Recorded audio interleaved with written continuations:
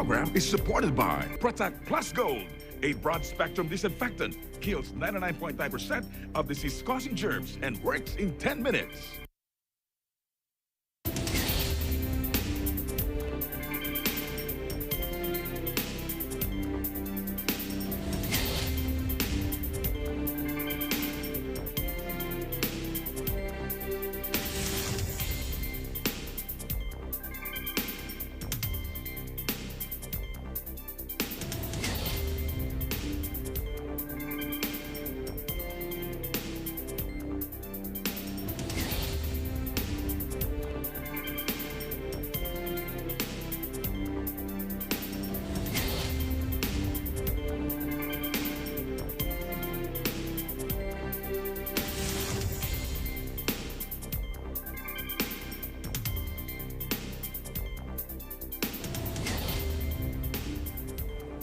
Hello, I'm Alma Angeles, and you're watching Eagle News International. And I'm CJ here. Welcome to the program. On tonight's headlines. President Duterte delivered his sixth and final State of the Nation address at the Batasang Pambansa, and in his speech, he said if there was one thing he could be proud of in his 5 years in office, it was that he never wavered in doing the unpopular. But if there is one... Typhoon Infa lashed eastern China with high winds and heavy rain on Sunday as other parts of the country were still cleaning up following historic flooding. Hundreds of junior doctors at state-run Malaysian hospitals staged walkouts on Monday demanding better conditions as the country faces its worst coronavirus outbreak yet. And a Filipino boxer, Carlo Paalam, opened his bid for the Tokyo Olympic gold on a good note after beating Irish opponent Brendan Irvin in the first phase of the men's flyweight event at the Kokugikan Arena in the Japanese capital.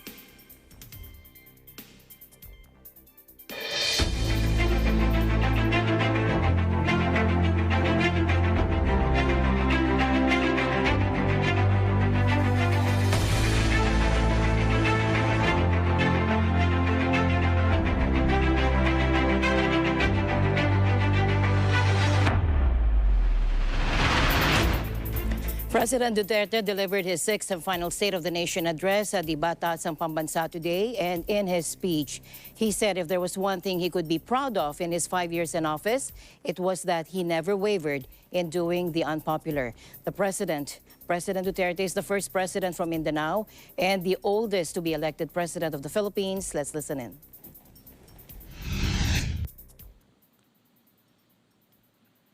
Towards a comfortable life for every Filipino would be easy.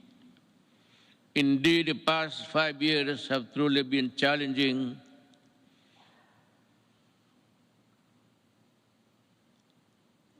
and humbling.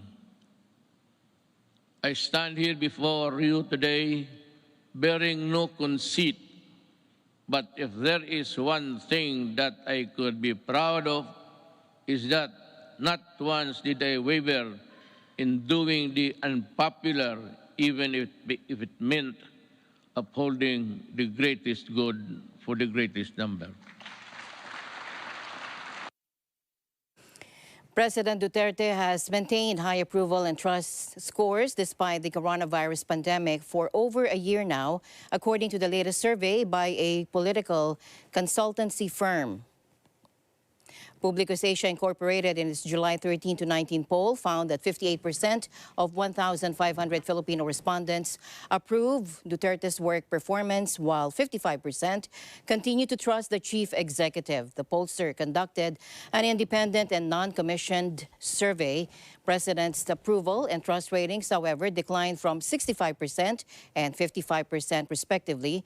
President Rodrigo Duterte got an overall approval rating of 58%, down from Pahayag Q1 result of 65%, while his trust rating also slid down to 50% from the first quarter result of 55%, according to Publicus. And despite this, the president still emerged as the most approved and trusted government official, according to the survey. President Duterte's governance is known to be centered on law enforcement. He appealed to Congress to pass a measure providing for a unified system for separation, retirement, and pension of military and uniformed services personnel to address the bloating pension system. Take a look. Hindi ho lahat. I made it a priority to strengthen the institution, boost the morale of the men and women of the armed forces of the Philippines and the Philippine National Police and other armed services. I am asking Congress to pass a unified system of separation, retirement, and pension of military and uniformed personnel to maintain government fiscal flexibility and provide adequate benefits and remuneration to our men and women in uniform. This shall apply only to the new entrants of the military and civil. Hindi ho lahat. It cannot be that we have to pay so many, even the salaries of the retired. They get a chunk of the big budget.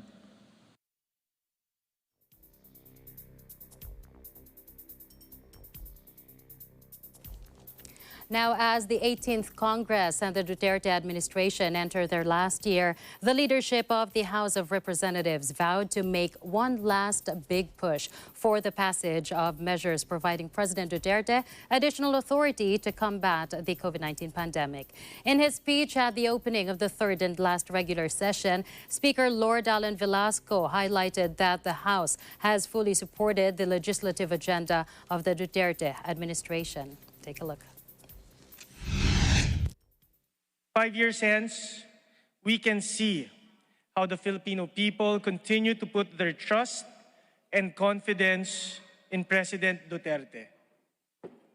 PRRD continues to enjoy high survey ratings with its latest Pulse Asia approval rating at 91%. Only President Duterte among his predecessors has kept his approval ratings above 75% for most of his term, according to Pulse Asia.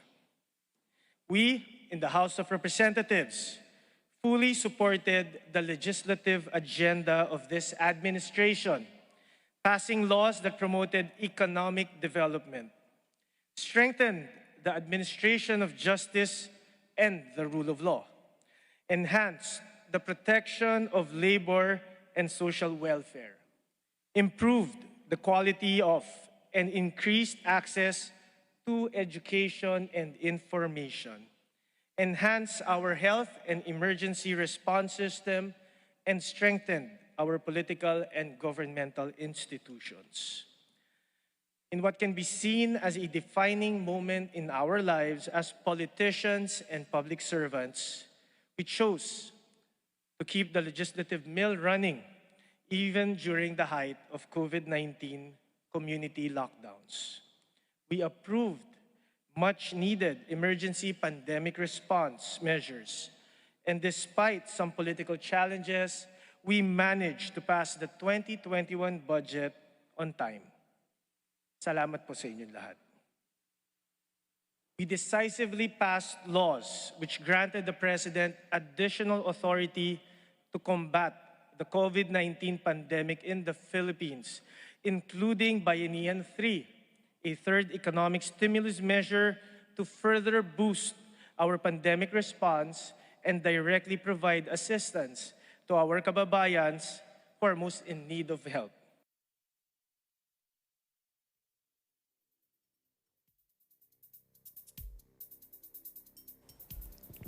Meanwhile, Deputy Speaker and one PACMA representative, Michael Romero, also said Congress will also be reviewing relevant policies in public health and safety, including the medical stockpiling bill to allow the Department of Health to stockpile, conserve, and facilitate the supply and distribution of pharmaceuticals and vaccines for public health emergencies. To improve the country's response to the pandemic, the House of Representatives will prioritize the passage of two measures seeking to establish a virology Research Institute in the Philippines and a Center for Disease Control. Take a look. Also in our priorities are the bills establishing the Virology Institute of the Philippines to ensure that we have a viable national virology research agenda that will also encourage research and development in the field of virology. And the Center for Disease Control and Prevention for a more comprehensive and responsive public health emergency management system in the country.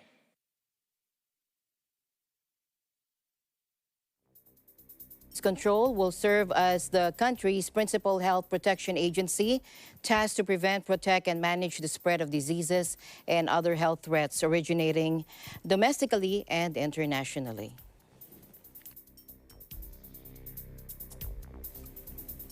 The southwest monsoon or habagat will continue to dampen most parts of the country on Monday. Menno Mendoza, a weather forecaster of the Philippine Atmospheric, Geophysical and Astronomical Services Administration or PAGASA, also debunked posts circulating online and shared on social media about Super Typhoon Maria.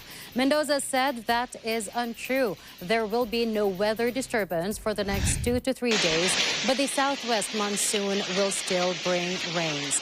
PAGASA also issued saying official information from the Weather Bureau is only released through its official accounts, and it added that it is not monitoring other tropical storms or cyclones apart from Infa and Nepartak, which are both outside the Philippine area of responsibility. On Monday, Mendoza said the two weather disturbances have no direct effect on the country. Meanwhile, Typhoon Infa lashed eastern China with high winds and heavy rains on Sunday as other parts of the country were still cleaning up following historic flooding. Sea, air, and rail traffic was shut down across a swathe of China's east coast, with Infa expected to make landfall near the major shipping port of Ningbo sometime late Sunday afternoon or early evening. The typhoon's effects were felt Sunday morning in the metropolis of Shanghai, China's largest city, with strong gusts of wind and consistent, although not yet heavy, rainfall.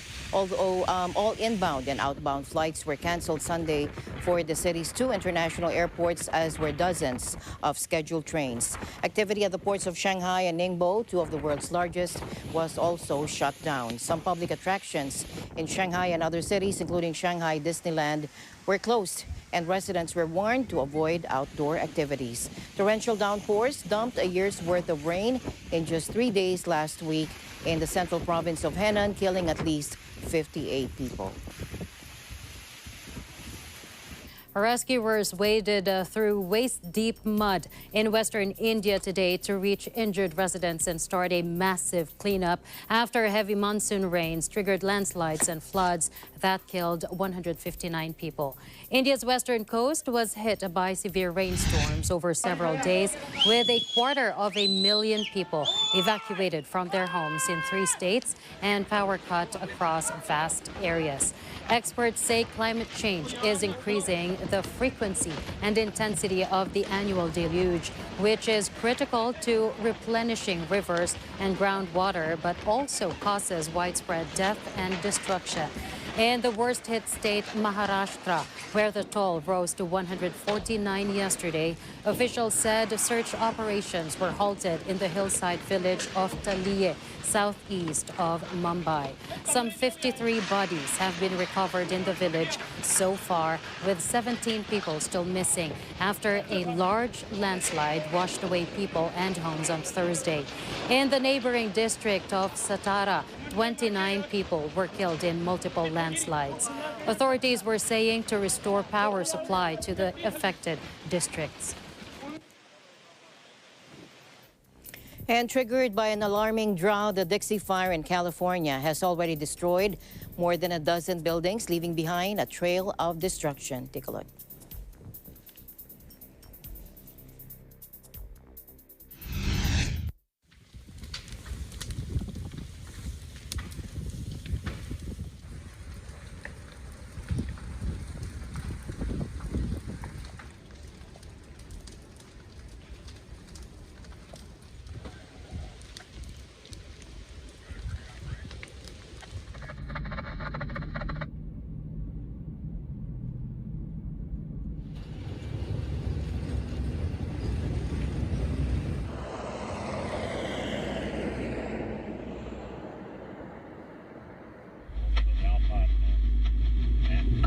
It went 20 miles in a day.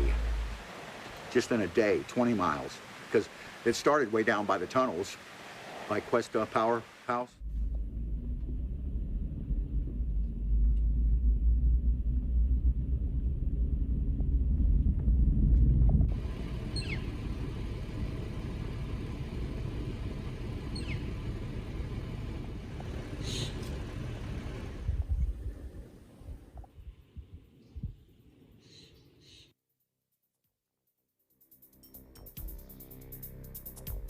In other news, hundreds of people have been evacuated as fires rage in the area of Oristano on Italy's second largest island, Sardinia. The Italian Civil Protection Department has asked other EU countries to lend water, dropping Canada airplanes to the effort to extinguish the blazes. France and Greece are sending firefighting planes to Italy in response to Rome's plea for help. Christian Solinas, president of the Sardinia region, described the wildfires as an unprecedented disaster. Regional authorities said that 7,500 firefighters have been mobilized, as well as 20 aircraft, including 7 Canadairs and 13 helicopters.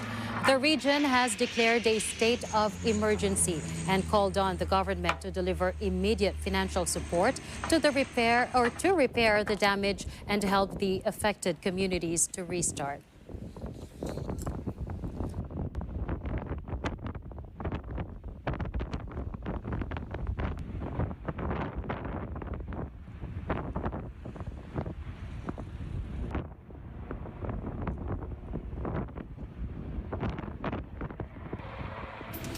And the news continues here on Eagle News. We'll be right back.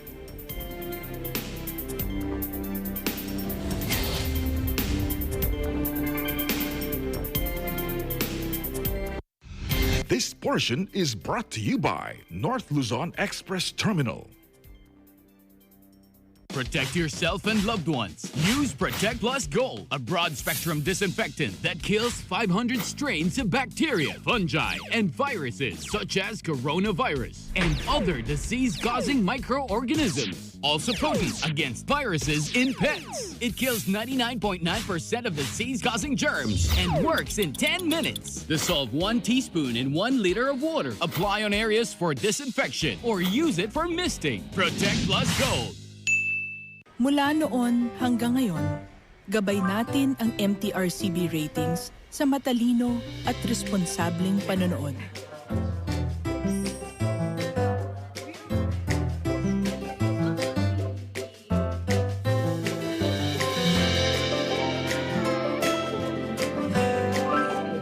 Sa tamang pagsunod sa MTRCB ratings, ginagawa nating ligtas at makabuluhan ang panonood ng bawat miyembro ng pamilyang Pilipino. Lumipas man ang panahon, hanggang may pamilyang Pilipino, andyan ang MTRCB.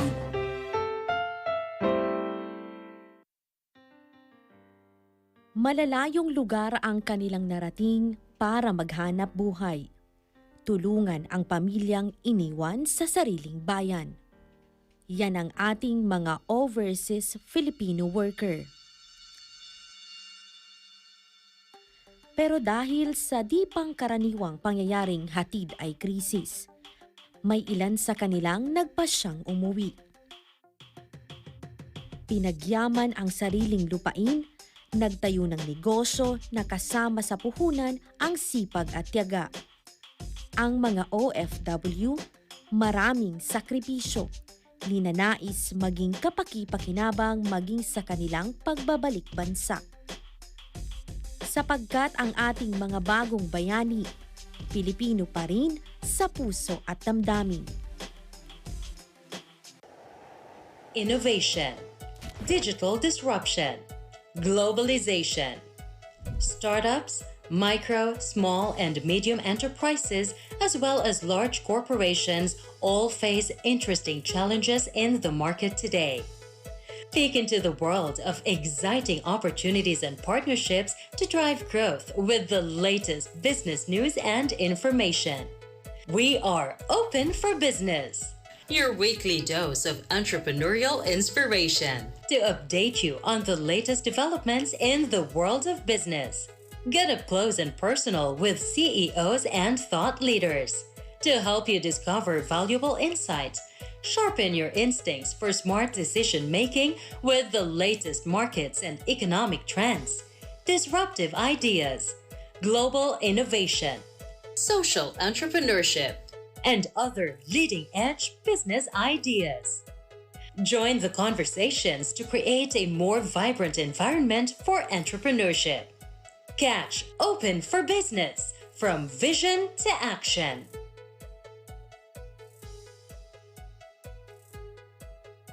Totoo ang kasabihang may pera sa basura, lalo na kung magagawa ang iba't ibang bagay mula sa mga recyclable material na inaakala ng iba na itatapon na. May ilang barangay sa bansa ang nagre-recycle ng basura at makikita ang iba't ibang bagay na gawa sa basura.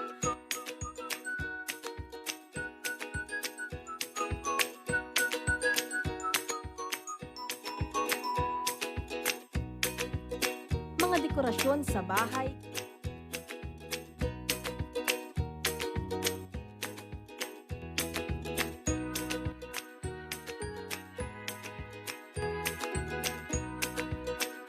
sa mga proyektong ito, nagiging malinis ang kapaligiran bukod sa mayroon pang pagkakakitaan.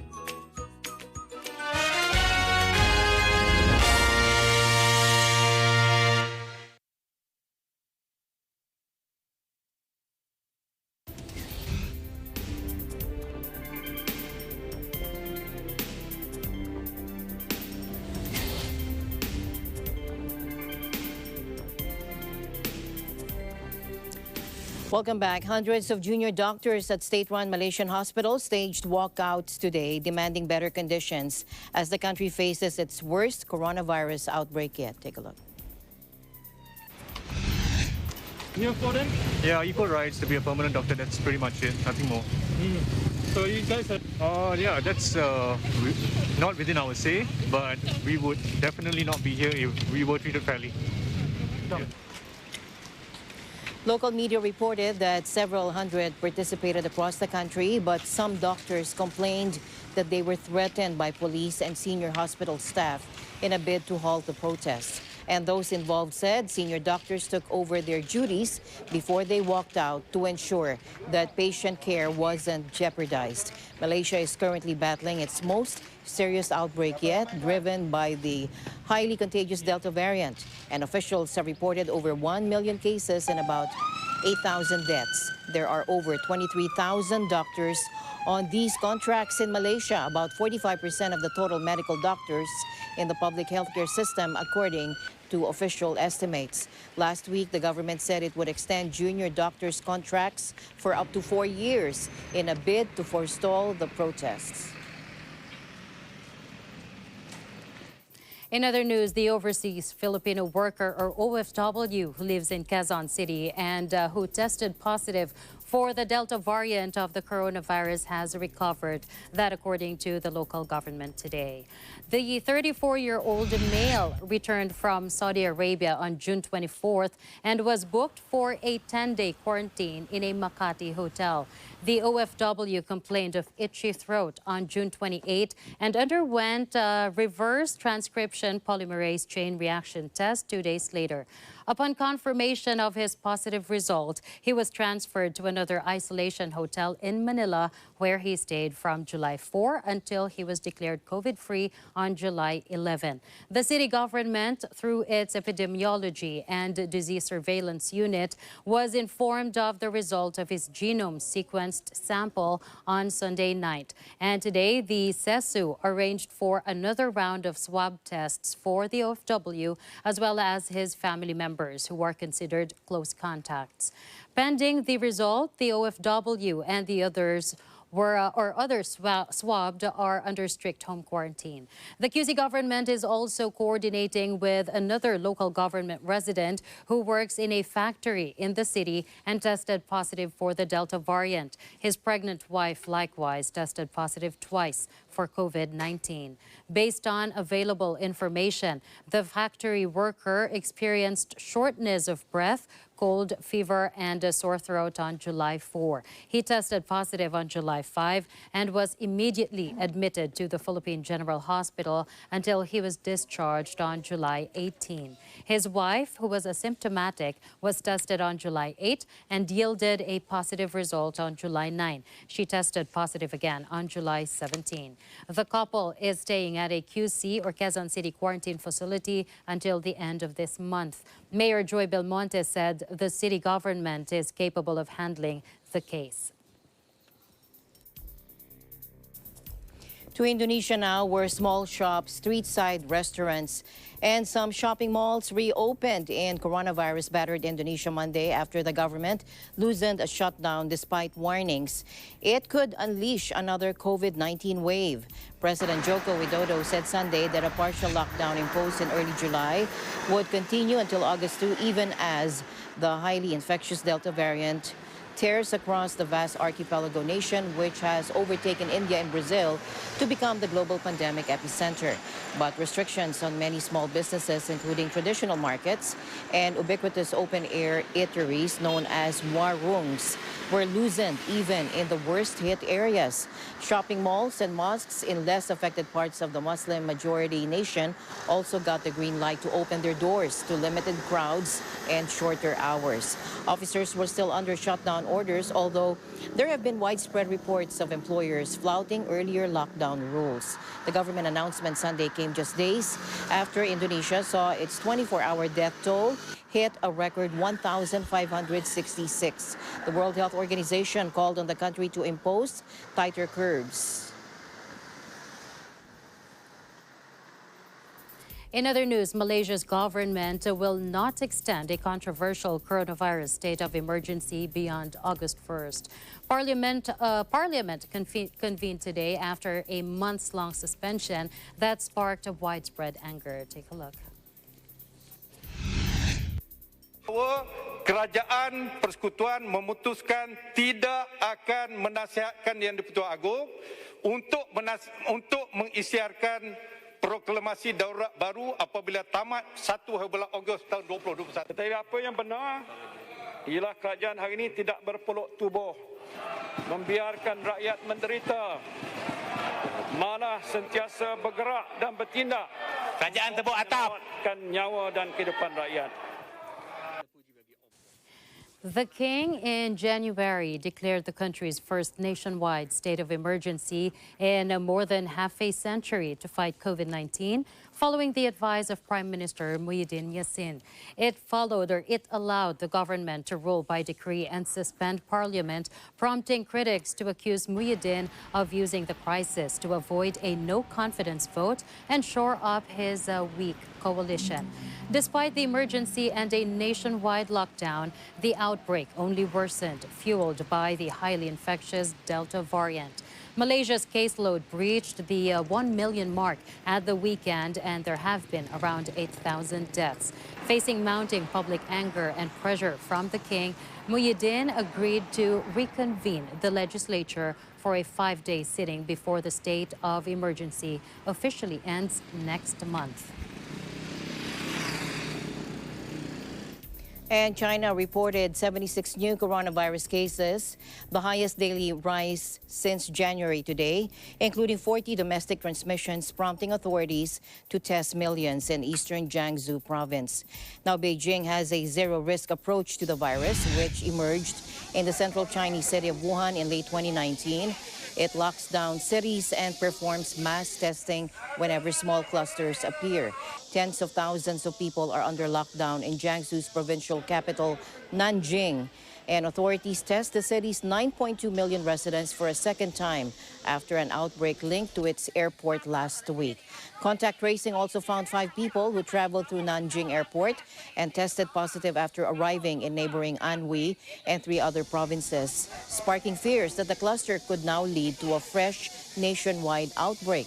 Beijing has rushed to curb recent mini outbreaks in border provinces, aware of the risks of fast-spreading Delta variant. In other news, gunmen who seized 121 students at a high school in northwestern Nigeria in early July have released 28 of them, according to a school official. The attackers stormed Bethel Baptist High School in northwestern Kaduna State on July 5th, abducting students who were sleeping in their dorms. The kidnapping was the latest by heavily armed gangs known locally as bandits, who have long plagued northwest and central Nigeria by looting, stealing cattle, and kidnapping, but have lately targeted schools and colleges. The 28 released students had been reunited with their parents after being released on Saturday. In all, 34 of the kidnapped children were now free.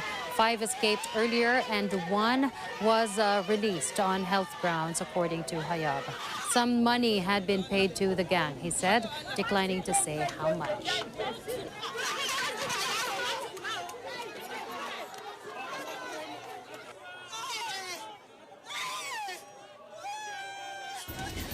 Eagle News will be back with more stories. Please don't go away.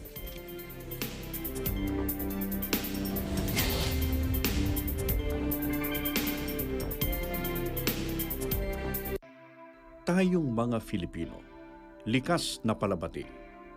Sanay rin tayong makipagkamay. Pero dahil na rin sa COVID pandemic, isinusulong ang pagbati na hindi na kailangan pang makipagkamay. Ang pambansang pagbati. Ito ay ang pagdampi ng kanang palad sa gitnang bahagi ng dibdib, kasabay ng bahagyang pagyukod ng ulo o paibabang tingin, at pagsambit ng mga salitang nagpapahayag ng pagbati, paggalang o pagpupugay. Pagkatapos nito ay ang pag-angat ng ulo ng nakangiti at nakatingin sa mata ng binabati. Pambansang pagbati, pagpapakita ng paggalang, kababaang loob at pagiging sensero nating mga Filipino.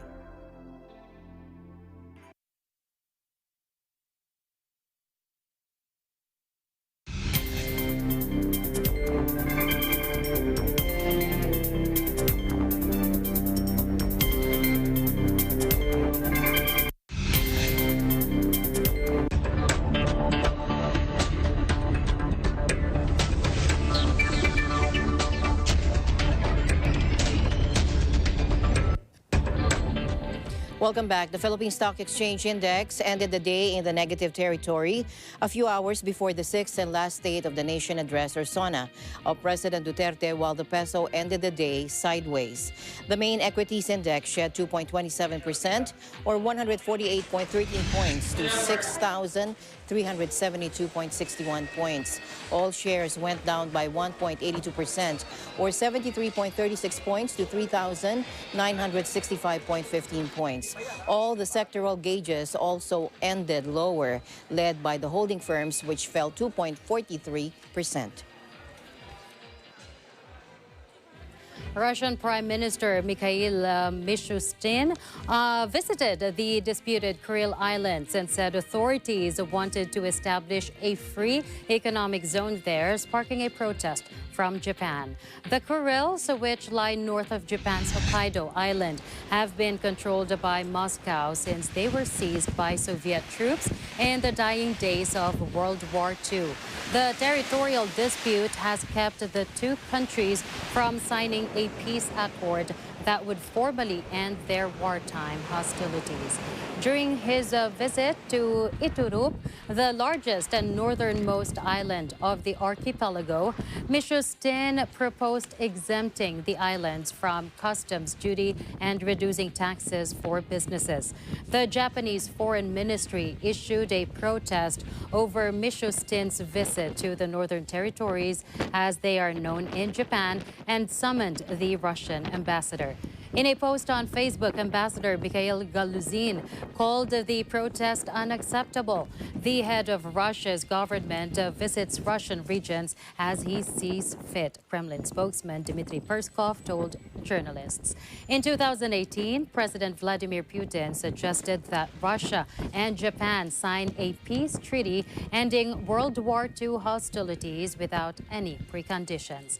But Putin's proposal was received poorly in Japan, where the government said the two countries should first resolve the dispute before signing a peace deal. In other business news, Beijing has urged Washington to stop demonizing China as rancor marked the start of talks with the highest level U.S. envoy to visit under President Joe Biden's administration. The hope may be that by demonizing China, the U.S. could somehow blame China for its own structural problems, according to Chinese Vice Foreign Minister Xi Feng. And he told this to Sherman in a readout issued by China's Foreign Ministry early Monday. We urge the United States to change its highly misguided mindset and dangerous policy, according to the statement of Xi, adding that Washington views China as imagined enemy. Mr. Xi also described relations as at a stalemate and facing serious difficulties. Deputy Secretary of State Wendy Sherman's visit to the northern city of Tianjin is the first major meeting between the world's leading economies since March. Discussions in Anchorage between the country's top diplomats collapsed into mudslinging. Sherman's trip aims to seek guardrails as ties continue to deteriorate on a range of issues from cybersecurity and tech supremacy to human rights in Hong Kong and Xinjiang. Ryanair announced a widening of losses in its first quarter hit by COVID travel restrictions in Europe. Losses after tax hit 272.6 million euros or $321 million in the group's first quarter, or 3 months to June 30. That compared with a net loss of 185.1 million euros 1 year earlier for the Dublin-based carrier that flies mainly throughout Europe. COVID-19 continued to wreak havoc on our business during the first quarter, with most Easter flights canceled and a slower than expected easing of EU government travel restrictions into May and June. That, according to Ryanair Chief Executive Michael O'Leary in the company's earnings statement. Costs more than doubled in its first quarter, offsetting a near trebling of revenues.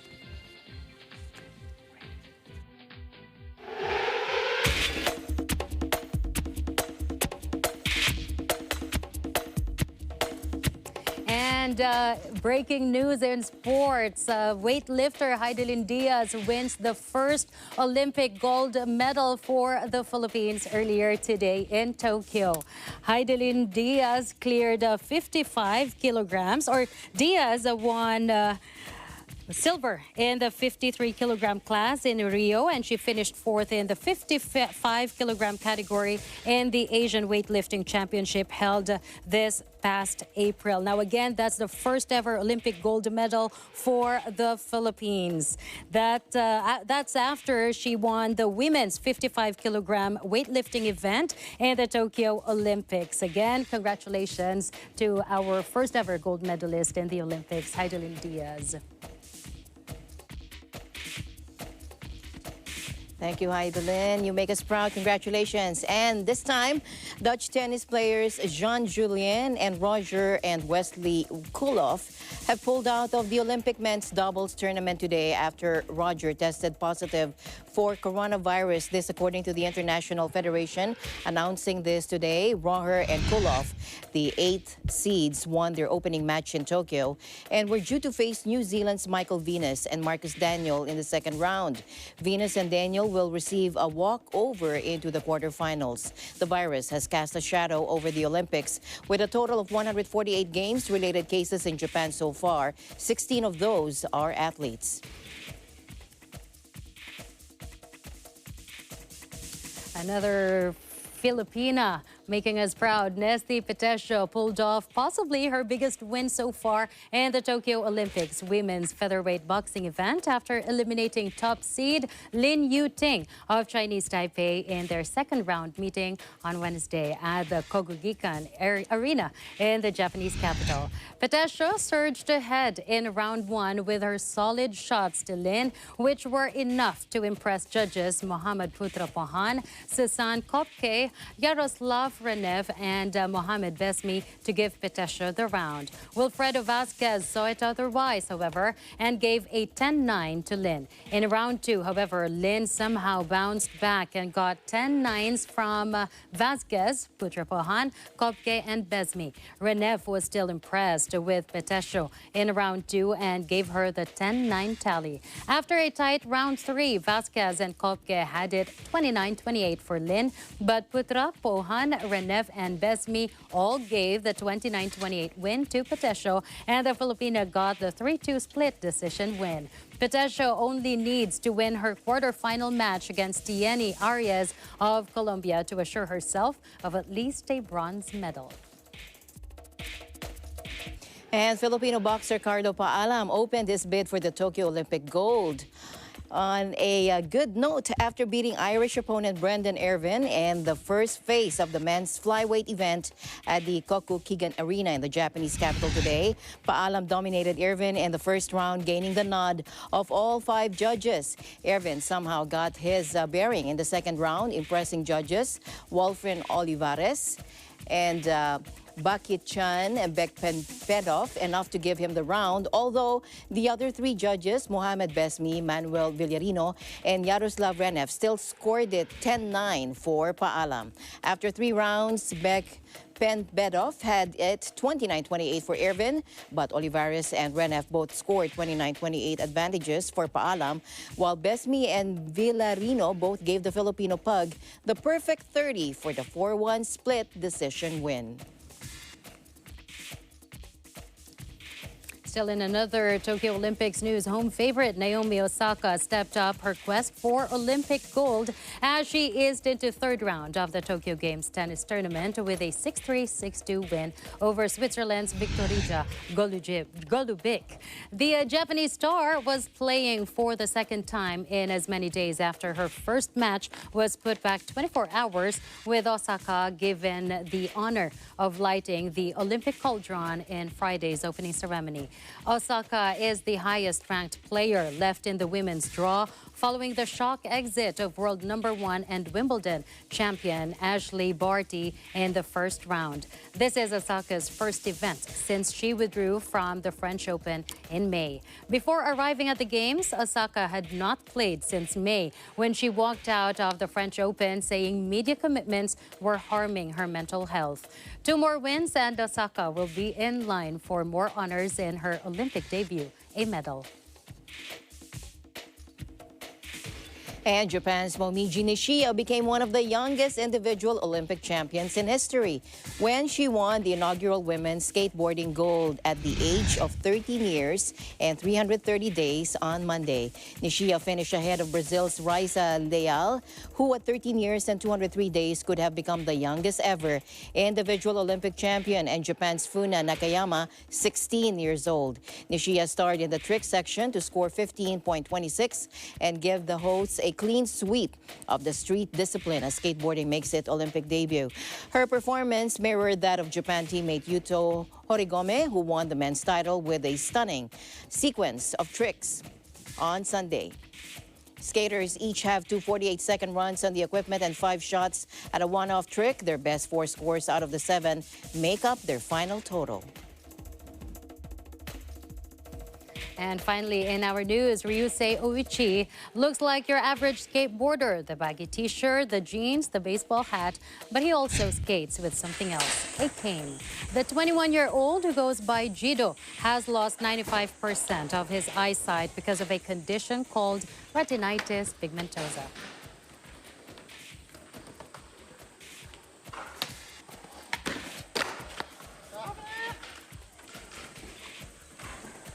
完全にもう自分がやりたいことだけ、こういうのやりたいな、ああいうのやりたいなっていうのをただひたすらイメージしてる。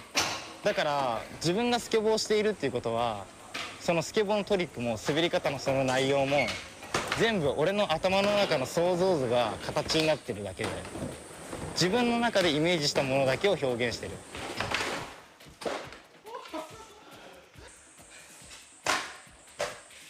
いやその時の、そのパークの状況を一度歩いて確認する。必要な時は手で触って確認したり、足で乗って確認する。で、設計をまず頭の中で覚えるんです。イメージする。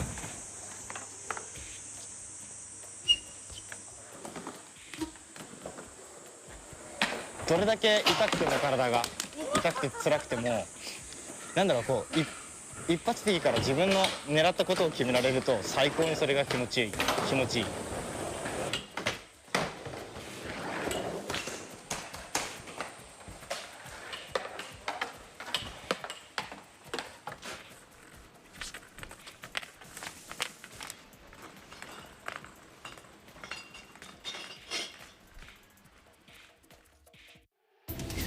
That's hard.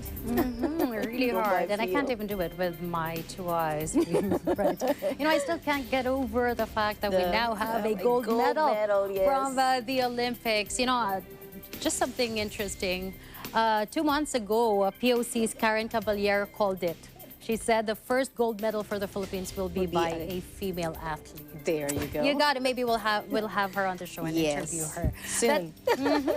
That's it for tonight's broadcast. Thank you so much for joining us. I am CJ Hero. We'll see you back tomorrow. And at the end of the day, there remains so much more to be grateful for. We'll see you back tomorrow. I'm Alma Angeles, and we live in interesting times.